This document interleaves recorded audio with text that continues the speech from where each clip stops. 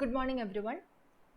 Let us discuss one of the interesting topics in chemistry, that is acids. You might have learned about acids in your previous classes, and in today's class, we will try to understand a little more in detail about acids. So, before moving on to the subject, let us try to understand a preliminary test that is used to find out the presence of acid in a substance. And the name of the test is litmus test. So litmus paper, as you might know, is a piece of paper, a particular type of paper that changes its color depending upon the nature of the substance falling on it. So here for our experiment, we'll take three different types of substances, and the first one is a bottle of vinegar.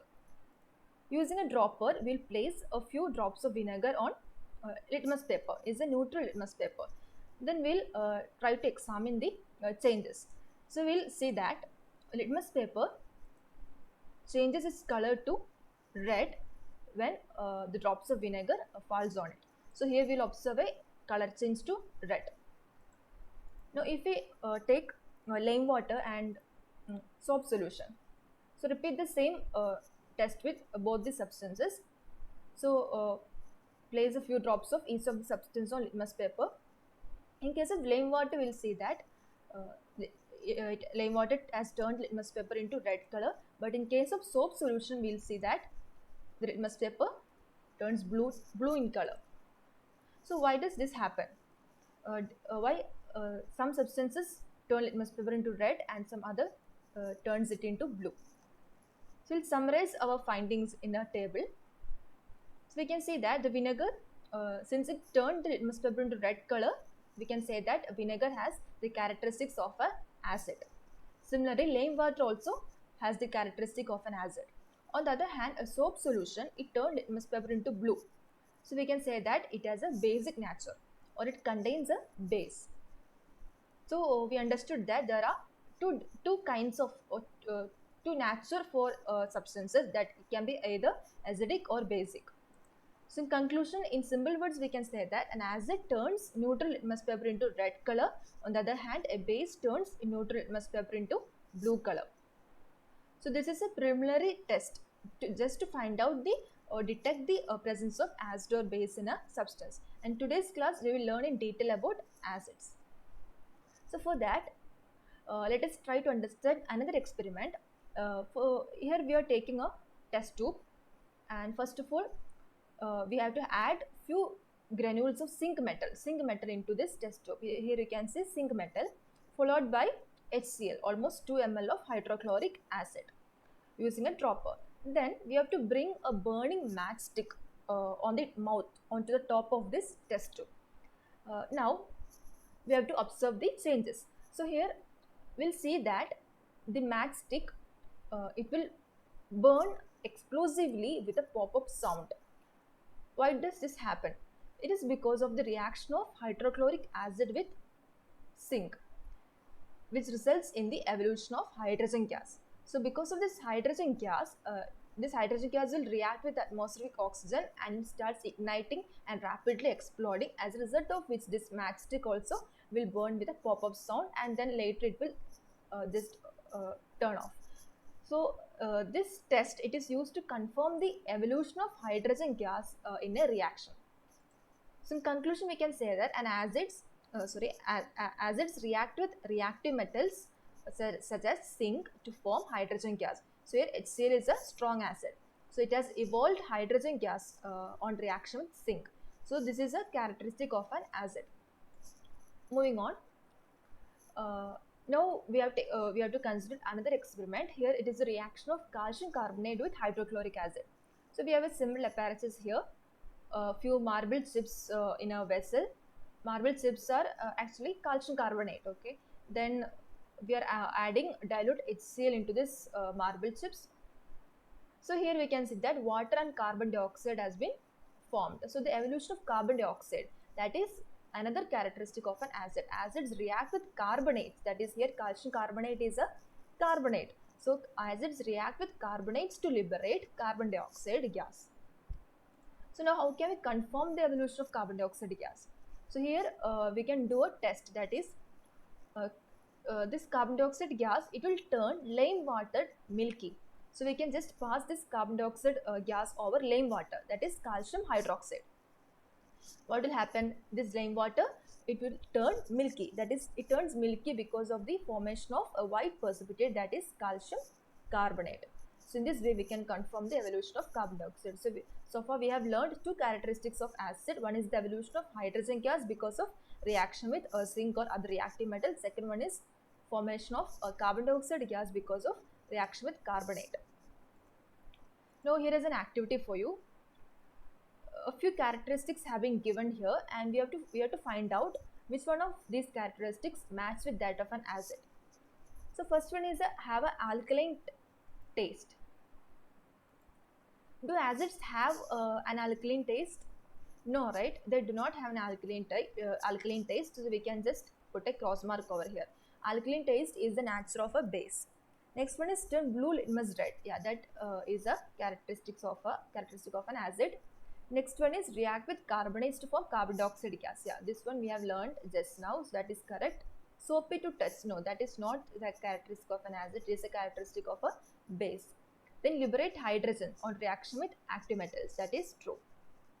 Now have sour taste. That is true. That is acids do have a sour taste. So the acids have a sour taste. Then turn red litmus blue. That cannot be true. We already learned that acids turn blue litmus red. So the vice versa cannot be true. So that is wrong. So that's all. Now, yeah. Next we will consider the common component in acid. Here names of few acids are given here: hydrochloric acid, nitric acid. So their chemical formulas are also given here: HCl, HNO3, HCO3, H2SO4. Now these acids have a common component that because of which they have a particular character or nature.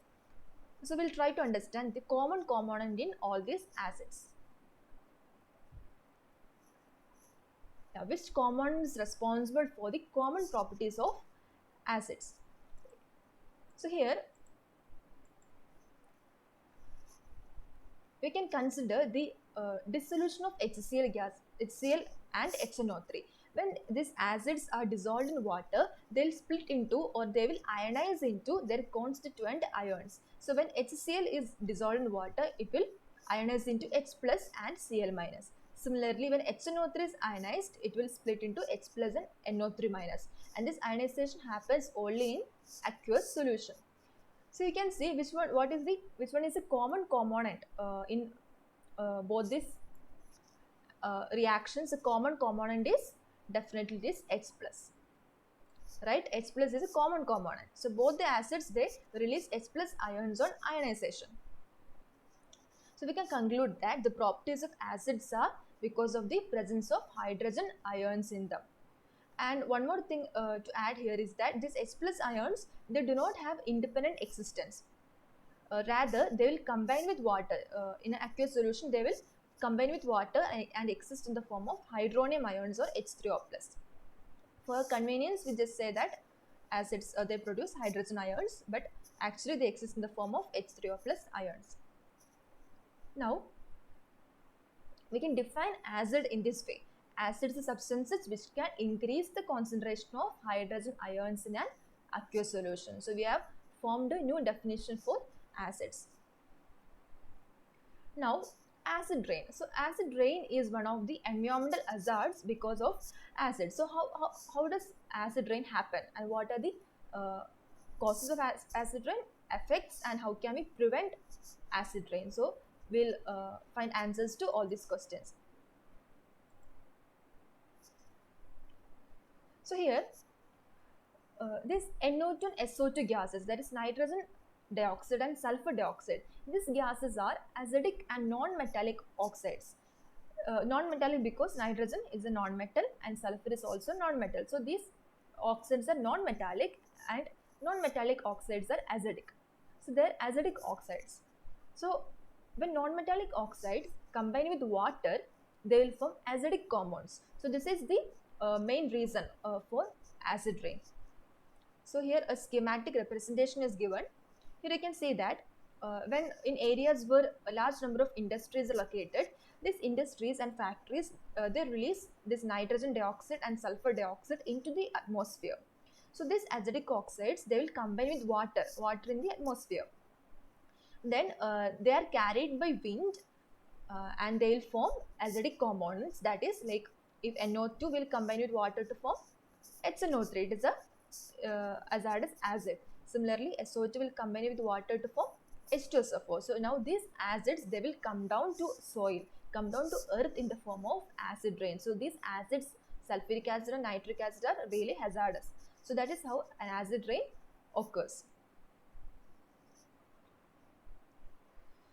Now we look into the causes, effects and solutions for acid rain. So causes, we already know, right? Natural causes can be there, electricity generation, then vehicles release, fossil fuel combustion happens. So that is hazardous. Then agriculture, use of pesticides, and they all contain chemicals. The industrial process, that is the major contribution to acid rain, it is by industries and factories. Then effect, acid rain can have tremendous effect on aquatic life as well as natural vegetation, and on health of human beings. Then effects on soil, then buildings, buildings can get spoiled. Then effects on global warming. So these are some of the effects of acid rain. Then how can we prevent acid rain? That is by optimizing fossil energy process. We have to switch on to renewable energies rather than depending upon fossil energy. Then we have to minimize the use of fertilizers and pesticides. We have to conserve our environment. Energy consumption has to be minimized. Then through proper education, awareness, and government regulations can also prevent acid rain.